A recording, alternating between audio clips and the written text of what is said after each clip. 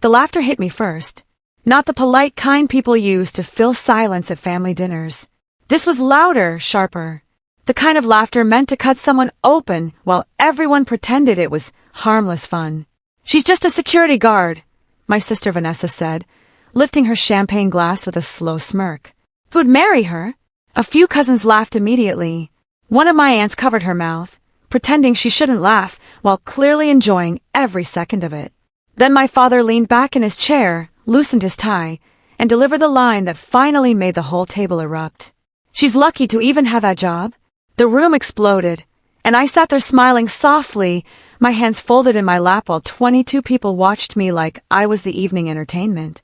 What none of them knew was that the man standing near the ballroom entrance in full army dress uniform, the one Vanessa had been flirting with for the last 10 minutes, was looking directly at me.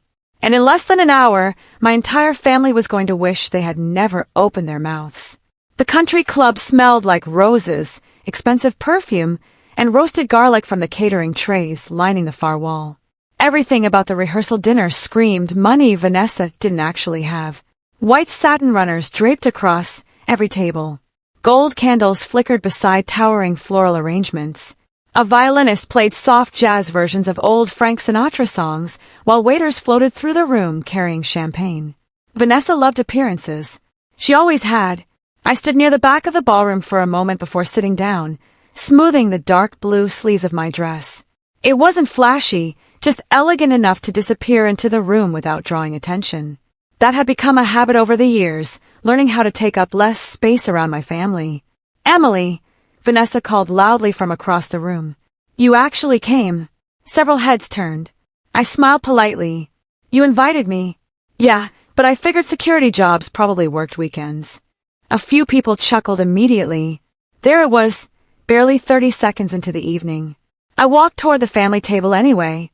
My heels clicked softly against the marble floor, while my father watched me approach with the same expression he'd worn most of my adult life. Mild disappointment mixed with irritation. Dad had aged hard over the last decade. His once dark hair had faded silver at the temples, and deep lines framed his mouth permanently now. But the arrogance was still there. The need to feel important in every room. Vanessa inherited that from him. "You're late," he said as I sat down. "I'm actually 10 minutes early. Still cutting it close." I nodded once and reached for my water glass instead of arguing. There was no point anymore. Every conversation with my father somehow became proof that I wasn't enough. Not successful enough, not feminine enough, not warm enough, not Vanessa. My younger sister looked stunning that night, and she knew it. Her blonde hair fell in soft waves over one shoulder. Diamonds glittered at her ears, and her white cocktail dress probably cost more than my first car. Vanessa always understood how to command a room. She smiled like life owed her attention, and most people gave it to her willingly. "So," she said loudly, turning toward me while several relatives listened, "you still working at that gatehouse thing?" I took a sip of water. "I still work in security, yes." "At a mall?" Dad snorted softly. "Government building, right?" "Same thing." Another round of laughter. I stared down at the condensation forming around my glass and reminded myself to breathe slowly. The truth was complicated, simpler to let them believe whatever they wanted. After leaving active Army intelligence 3 years earlier, I'd accepted a position overseeing security operations for a private defense contractor in Northern Virginia. Most days involved classified systems, executive protection coordination, cyber breach assessments, and federal clearances that required more background checks than my family could imagine. But according to Vanessa, I was basically carrying a flashlight around parking lots. And honestly, letting them think that had become easier than explaining anything. A waiter approached with champagne. I declined politely. Vanessa raised an eyebrow. "What security guard doesn't drink?" I drove myself. "Oh, right," she smirked. "Independent woman." I heard my cousin Melissa laugh under her breath. There had been a time when those moments hurt enough to ruin entire weeks. Back when I still believed if I accomplished enough, sacrificed enough, survived enough, my family would eventually respect me. West Point hadn't changed it. Deployments hadn't changed it. Neither had the Bronze Star hidden inside a wooden box in my apartment closet. Nothing changed the role they assigned me years ago. The difficult daughter, the cold daughter, the daughter who made people uncomfortable because she stopped begging to be loved. You know, my Aunt Carol interrupted carefully. Emily always was brave. Vanessa rolled her eyes immediately. Oh, please. She sat behind computers in the army. I looked at her calmly. You don't actually know what I did in the army. Neither do you apparently, she shot back. Dad chuckled into his whiskey. The violin music drifted through the ballroom while conversation swelled around us. Glasses clinked softly. Somewhere near the dance floor, one of Tyler's groomsmen laughed too loudly at his own joke. I watched families moving around the room, people touching shoulders, exchanging smiles, fixing crooked ties for each other. Small things, gentle things. My family had never really touched like that. Not after Mom died. I was 19 then. Vanessa was 14, and somehow her grief became visible while mine became inconvenient. She cried loudly. I got quiet. People comforted her. People worried about me. There's a difference. My phone buzzed once inside my purse. I glanced down briefly. Daniel, I'm outside. A warmth spread quietly through my chest. For 1 second, the noise in the ballroom faded completely. Vanessa noticed my expression immediately. What's that smile for? Nothing. Oh my God, she gasped dramatically. Do you finally have a boyfriend? The table leaned in. I almost laughed. Dad took another sip of whiskey. Poor guy. Vanessa grinned wickedly. What does he do? Night shift at Home Depot security. A few cousins burst out laughing again. I looked around the table slowly. Familiar faces. Familiar cruelty disguised as humor. And suddenly I felt tired in a way that went deeper than exhaustion. I had spent years shrinking myself around these people. Years pretending their words didn't matter. Years attending birthdays, holidays, graduations, and dinners where I was treated like an afterthought while Vanessa was celebrated for existing. And somehow they still believed they knew me. The ballroom doors opened quietly behind us. A hush rippled through part of the room. I didn't turn immediately. I didn't need to. I knew the sound of Daniel's footsteps before I ever saw him. Measured, controlled, military. Vanessa straightened instantly in her chair. Several guests turned toward the entrance as Major Daniel Brooks stepped into the ballroom wearing his army dress blues, broad shoulders, distinguished service ribbons, calm confidence that didn't need attention to dominate a room. Even from across the ballroom, his eyes found mine immediately and softened. Vanessa noticed that, too. Her smile faltered for the first time all night.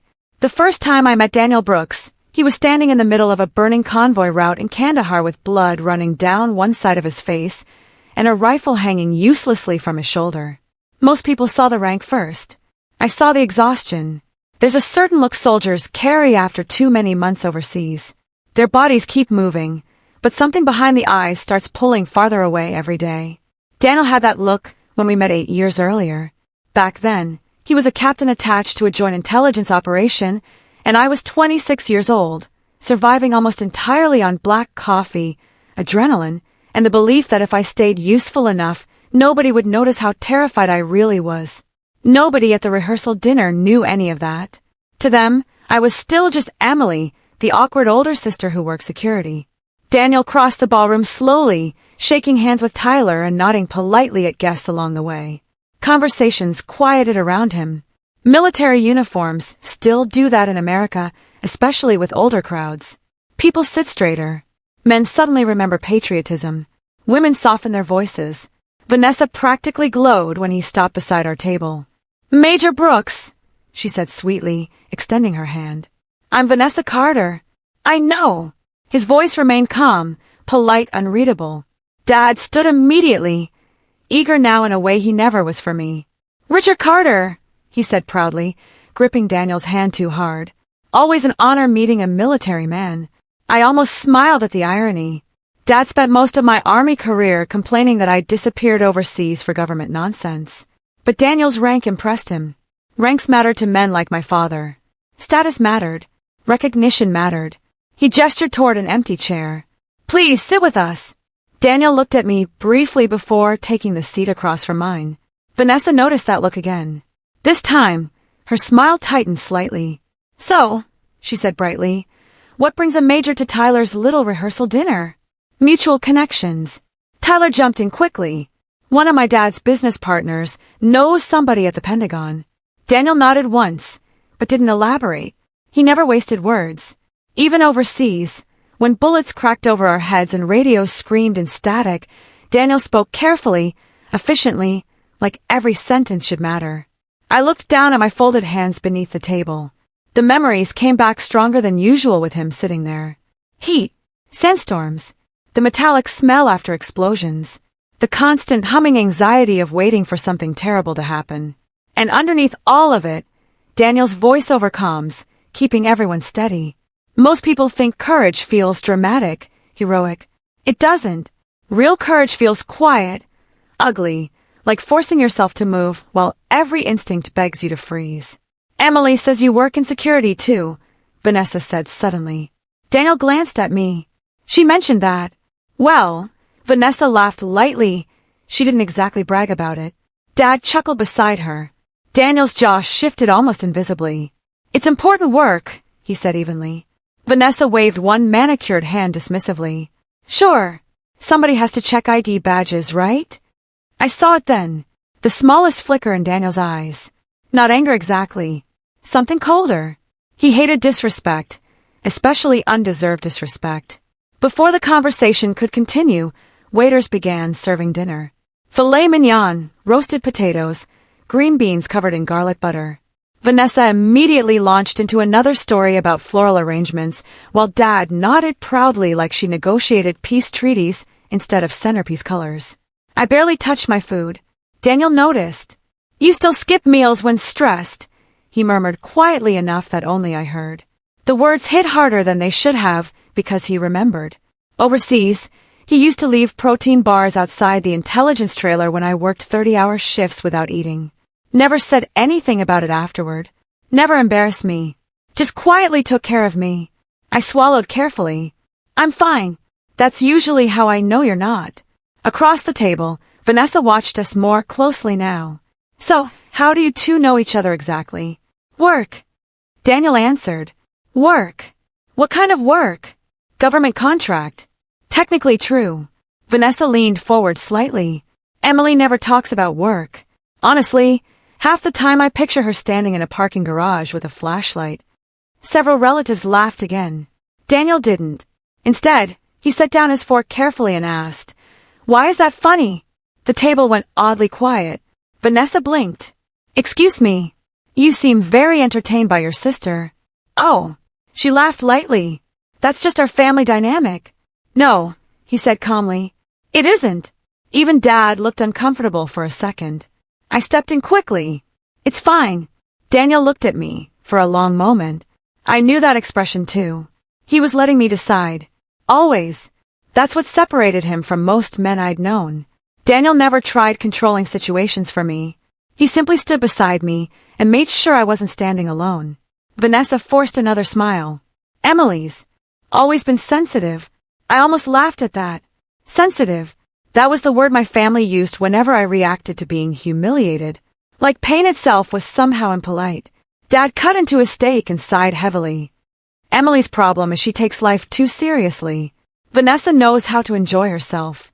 I stared at him quietly. There it was again. The old comparison. One daughter light, one daughter heavy. One daughter easy to love, one daughter exhausting. The truth was, Vanessa had always learned how to feed Dad's ego growing up. She praised him constantly, laughed at his jokes, admired his opinions, needed his approval loudly. I stopped needing things out loud a long time ago. After Afghanistan, silence became easier. Especially after Marcus died. The memory hit suddenly and hard. Smoke pouring from the overturned vehicle. Gunfire echoing through canyon walls. Marcus choking on blood while I pressed both hands against the wound in his neck, screaming for medevac support that came too late. I blinked hard and focused back on the ballroom. Daniel was already watching me carefully. He knew where my mind had gone. How long were you in the army? Aunt Carol asked Daniel gently, trying to ease the tension. 17 years. That's incredible. Daniel nodded politely. Vanessa tilted her head. So are you married? The question landed like dropped glass. Tyler shifted awkwardly beside her. Dad looked embarrassed. Vanessa pretended innocence. Daniel answered without looking away from me. No. My pulse stumbled once. Vanessa smiled immediately. Girlfriend? A pause. Then Daniel said quietly, yes. Something warm spread through my chest so suddenly it almost hurt. Vanessa's smile dimmed slightly. She here tonight? Yes. I looked down before anyone could notice my expression. Dad laughed lightly. Poor woman. Military wives deserve medals themselves. Daniel's eyes stayed on me. She already has one. Silence. A strange silence this time. Like the room felt something moving beneath the surface without understanding it yet. Vanessa recovered first. Well, hopefully she's prettier than Emily. Several people laughed automatically. Daniel didn't even blink. And for the first time all evening, I realized something important. My family thought they were humiliating me in front of him. What they didn't understand was this. Daniel already knew exactly who I was. Every scar, every nightmare, every classified report, every terrible thing I survived, and every good thing I buried afterward. And he loved me anyway. By the time dessert arrived, the entire ballroom had divided itself into invisible camps. People who sensed tension and people causing it.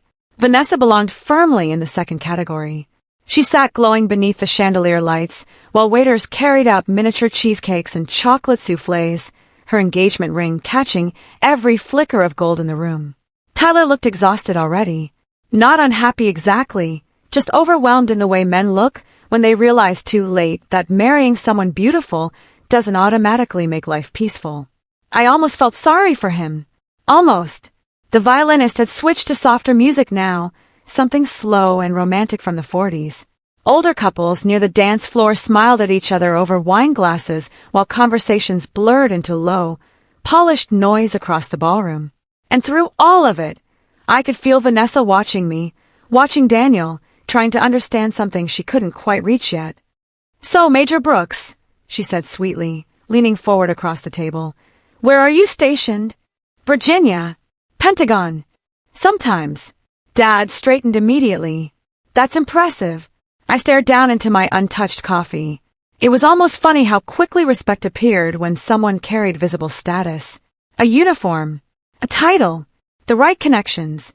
Meanwhile, I had spent years sitting at the same family table invisible. Daniel remained composed. I work where needed. Well, Vanessa laughed lightly. That sounds mysterious. It usually means classified. Tyler muttered under his breath. Vanessa's eyes widened slightly, clearly enjoying that possibility. Dad leaned closer now, suddenly eager. You know, Vanessa's always admired military men. I nearly closed my eyes. There it was. The performance. Dad did this constantly around successful men. He reshaped conversations into opportunities, trying to position Vanessa beside power like proximity itself could elevate the family. Daniel noticed it too. His expression cooled by half a degree. Vanessa smiled at him again. Honestly, I've always said confidence is attractive. Most men these days are kind of weak. The irony almost made me choke on my coffee. This from the woman who once cried because Starbucks got her oat milk order wrong. Daniel answered calmly. Confidence and cruelty aren't the same thing. Vanessa blinked. Dad chuckled awkwardly. Emily probably told you our family teases each other. No, Daniel said. She didn't. Because I never talked about them. Not really. People assume silence means you're hiding shame. Sometimes silence just means you're tired of reopening wounds nobody plans to heal. A few guests drifted toward the dance floor while others moved between tables. The atmosphere loosened slightly, alcohol smoothing over discomfort. But Vanessa wasn't done. She crossed one leg slowly and tilted her head toward me. You know what's funny? Emily used to be gorgeous in high school. I looked at her calmly. Used to? Well, she shrugged dramatically. The army kind of drained all the softness out of you. Several women at the table exchanged awkward looks. Dad didn't stop her. He never did. She was actually popular once, Vanessa continued. Then she disappeared overseas and came back acting like some emotionally unavailable robot. There was laughter again, quieter this time. I kept my face neutral, even while something old twisted inside my chest. Because part of what she said was true. War changes people in ways civilians don't understand. You come home speaking normally while entire sections of your mind stay trapped elsewhere forever. In crowded grocery stores, in sudden loud noises, in the smell of diesel fuel on hot pavement. Sometimes I still woke up reaching for radios that weren't there. Sometimes I still counted exits automatically every time I entered a room. But my family never asked about any of that. They only noticed I smiled less. Daniel finally spoke. "Do you always talk about your sister this way?" Vanessa laughed defensively. "Relax. Emily can handle it." "That isn't what I asked." The air shifted instantly. Tyler cleared his throat. Dad reached for his whiskey. My Aunt Carol stared into her napkin like she wished she were somewhere else entirely. Vanessa forced another smile. "Wow. Protective." Daniel said nothing. Because he was protective. Not loudly, not performatively, just absolutely. I remembered one night overseas after a 16-hour intelligence briefing when I'd finally broken down behind the communications tent. No dramatic crying. No collapse. I simply sat on the ground shaking because another casualty report had come in and Marcus had only been dead 3 weeks. Daniel found me there eventually. He didn't tell me to calm down. Didn't tell me I was strong. Didn't offer speeches. He just sat beside me in silence until my breathing steadied again. That was Daniel. Steady, reliable, dangerous when necessary, safe when it mattered. Vanessa suddenly turned toward him again. "So, where's your girlfriend tonight?" A pause. "Here." I felt my heartbeat slow strangely. Dad laughed. "Well, she's smart enough not to sit at this circus." Daniel's eyes moved briefly toward me again. "You'd be surprised." Vanessa narrowed her eyes slightly now. She wasn't stupid. Shallow, yes. Cruel, definitely. But not stupid. She was beginning to notice the way Daniel looked at me, and she hated not understanding something. "Well," she said brightly, lifting her champagne again, "hopefully she appreciates a man in uniform more than Emily would." I nearly smiled. Daniel rested one hand against the table, calm, controlled. "What makes you think Emily wouldn't?" Vanessa laughed loudly. "Please, my sister barely dates. Men are intimidated by women like her." "Women like her? You know." Vanessa waved dismissively. "Cold, intense, always working." Dad muttered into his drink. "Not exactly approachable." There it was again. The quiet family execution they perfected over decades. One insult at a time. Tiny enough to deny. Sharp enough to scar. I watched older relatives around the table, carefully avoiding eye contact now. They knew it had gone too far, but families like mine survive through silence. Nobody interrupts the cruelty, because then they'd have to admit it exists. Daniel finally leaned back slightly in his chair and smiled. Not warmly, not kindly. It was the expression of a man making a decision. "You know," he said calmly, "in the military, we learn something very quickly." The room quieted. The strongest people are usually the quietest ones. Vanessa scoffed softly. "Sure. No," Daniel continued evenly. "The people who brag the most are almost always compensating for something." Dead silence. Tyler stared at the table. Dad's jaw tightened. Vanessa's face flushed pink beneath her makeup. I should have stepped in, smoothed things over. That's what I'd done my entire life. Instead, for the first time in years, I simply sat there and let someone defend me. And somehow that hurt more than the insults ever did, because it showed me exactly how little protection I'd accepted from the people who were supposed to love me first. Vanessa forced out another laugh, but it sounded brittle now. Then she lifted her champagne glass high and smiled directly at the room. "Well," she announced loudly, "let's all pray Emily finally finds someone willing to marry a security guard." The room erupted again. But before the laughter could fully settle, Daniel placed his glass down and stood up. The sound that followed Daniel standing up wasn't silence exactly. It was smaller than silence. A vacuum. The kind of stillness that pulls oxygen out of a room before people even realize something irreversible is about to happen. Vanessa's smile remained frozen on her face, though uncertainty flickered behind it now. Dad lowered his whiskey glass halfway to the table, confused by the sudden shift in Daniel's expression. Around us, conversations near neighboring tables faded one by one. Daniel rested one hand lightly against the back of his chair and looked directly at Vanessa, then at my father. And finally at me. There was no anger in his face anymore. Only certainty.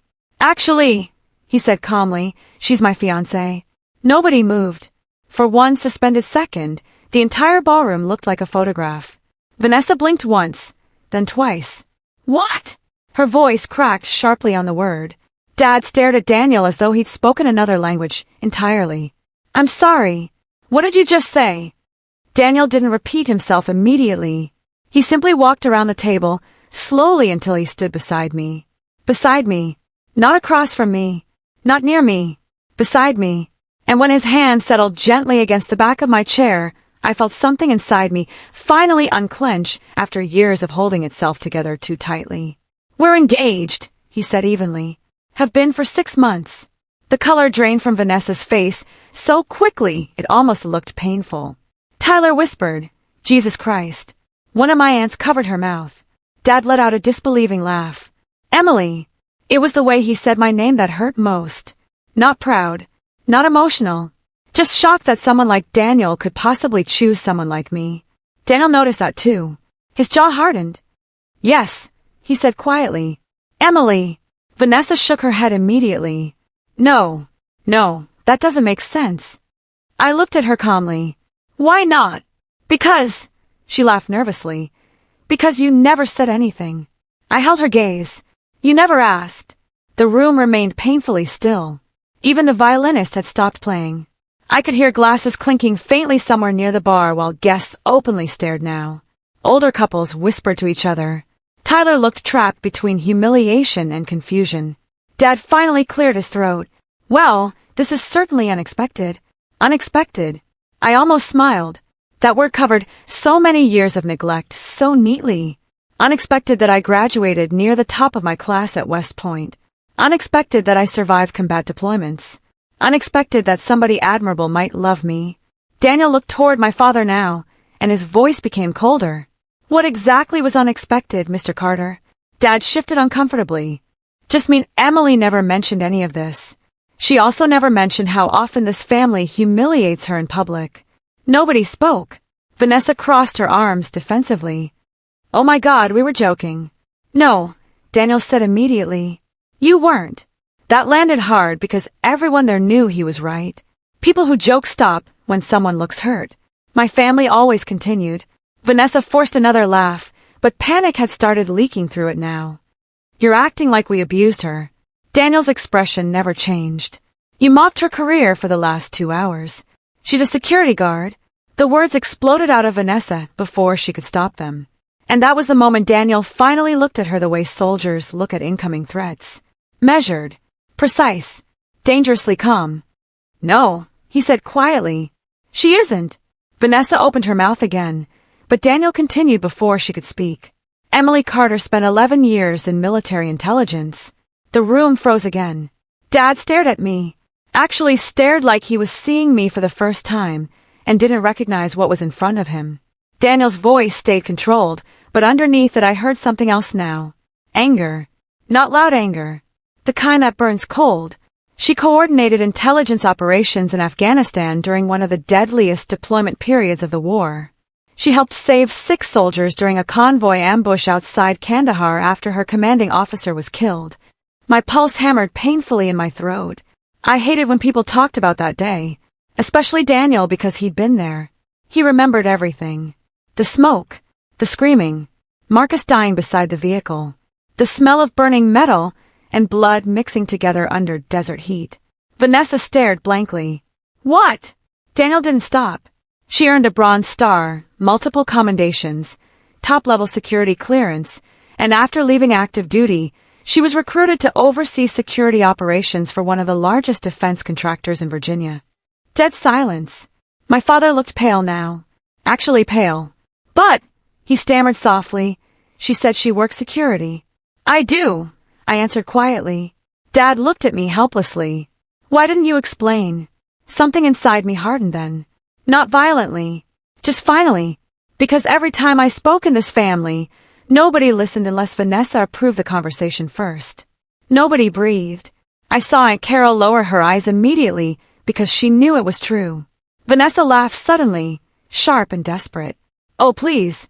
So now Emily's some war hero? Daniel turned toward her slowly, and for the first time all evening, his composure cracked just enough for people to see the steel underneath. Yes, he said. She is. The room went silent again.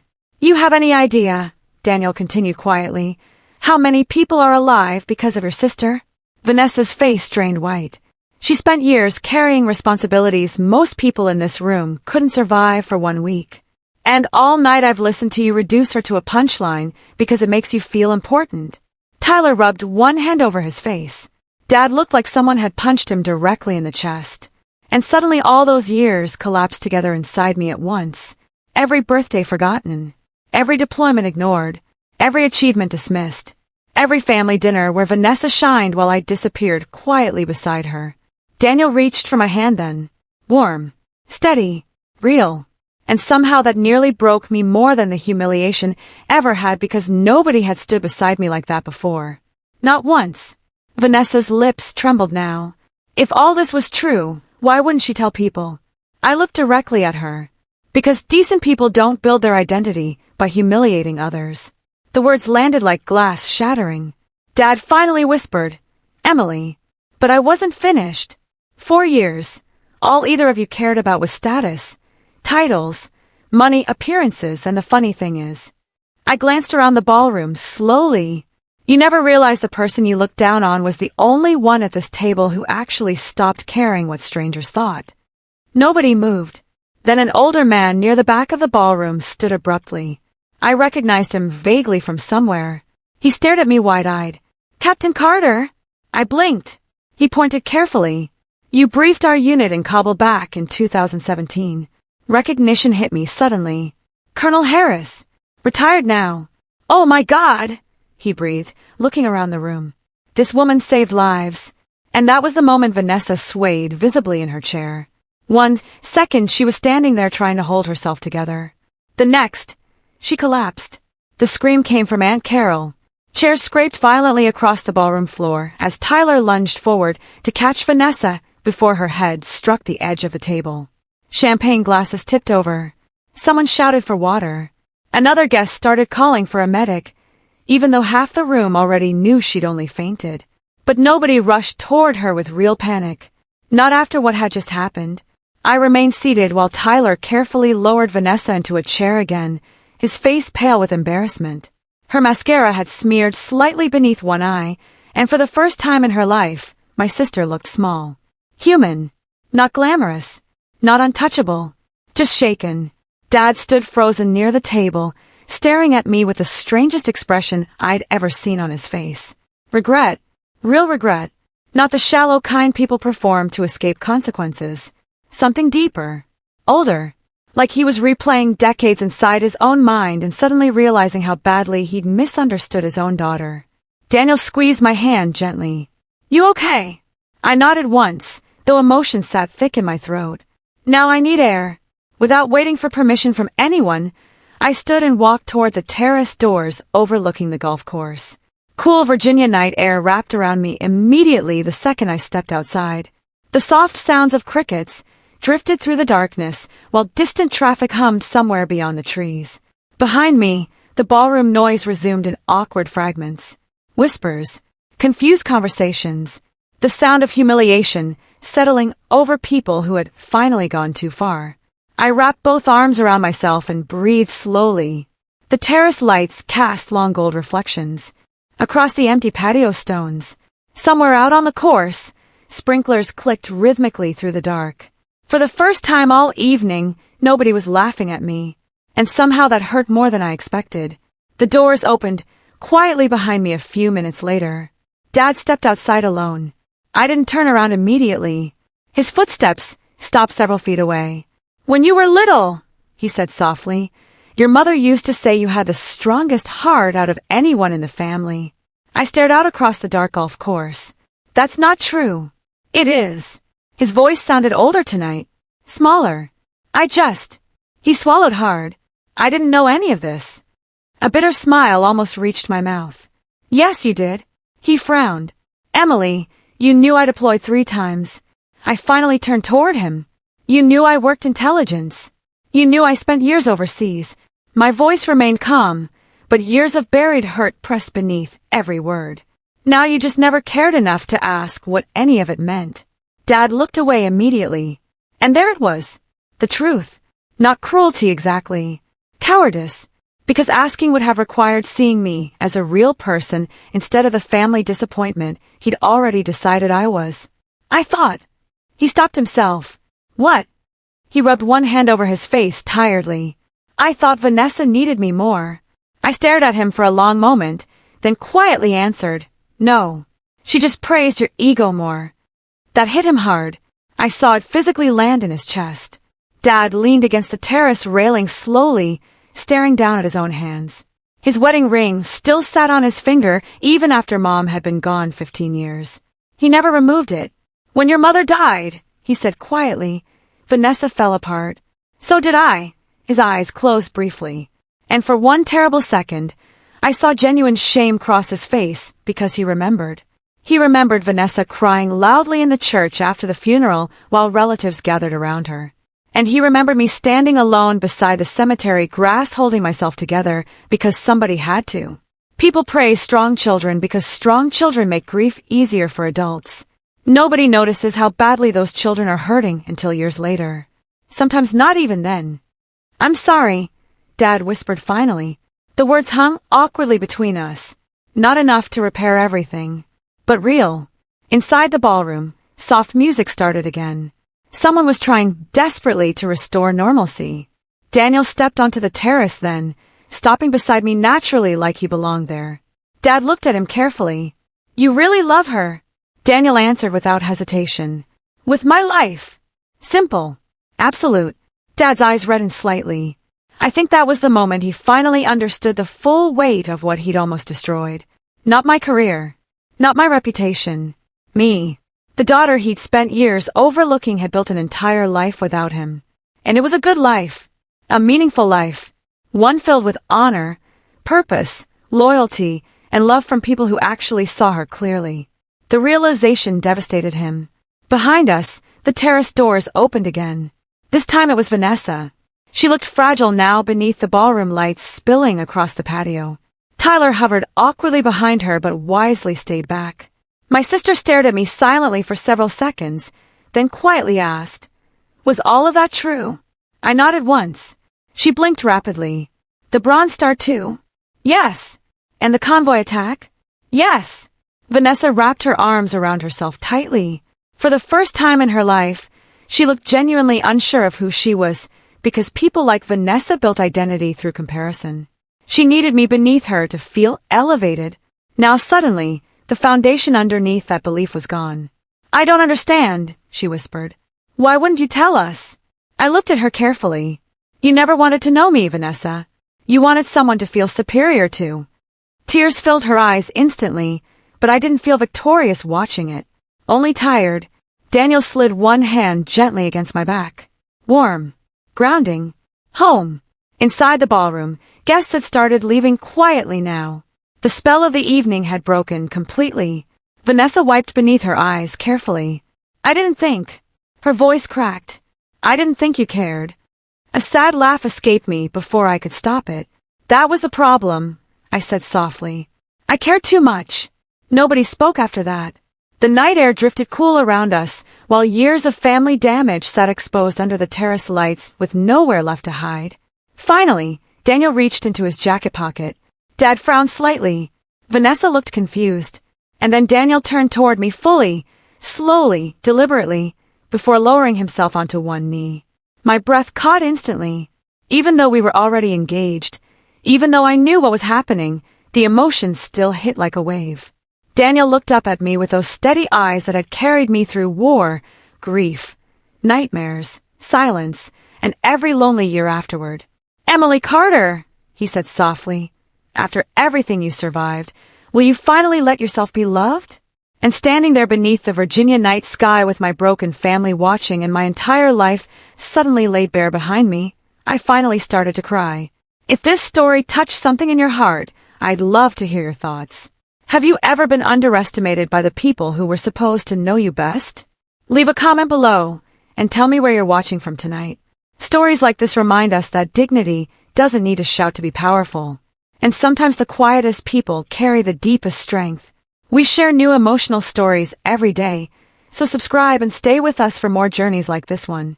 Until next time, take care of yourselves and don't let anyone else define your worth.